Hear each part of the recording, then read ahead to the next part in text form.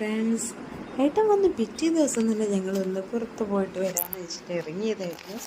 എൻ്റെ മോൾക്ക് ഭയങ്കര ഇഷ്ടമായിരുന്നു. ഞങ്ങൾ മുന്നേ ഫോക്കസ് മാളിൽ പോയിട്ട് ഒരു കിഡ്സിൻ്റെ ഏരിയ ഉണ്ട്, അവിടെ സെപ്പറേറ്റ് ആയിട്ട് ഓരോന്നിനും നമ്മൾ ക്യാഷ് കൊടുത്തിട്ട് കളിക്കാൻ പറ്റുമായിരുന്നു.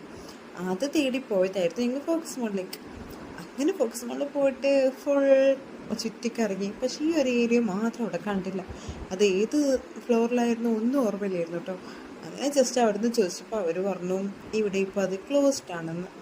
സോ ഞങ്ങൾ നേരെ ഗോകുലം മാളിലേക്ക് വിട്ടു. ഇവിടെ കിഡ്സിൻ്റെ ഏരിയയിൽ എത്തിയപ്പോഴാണ് അറിയുന്നത് അവിടെ സെപ്പറേറ്റ് ആയിട്ടുള്ളൊരു എമൗണ്ട് അടച്ചിട്ടുള്ള കളിക്കുന്നതില്ല.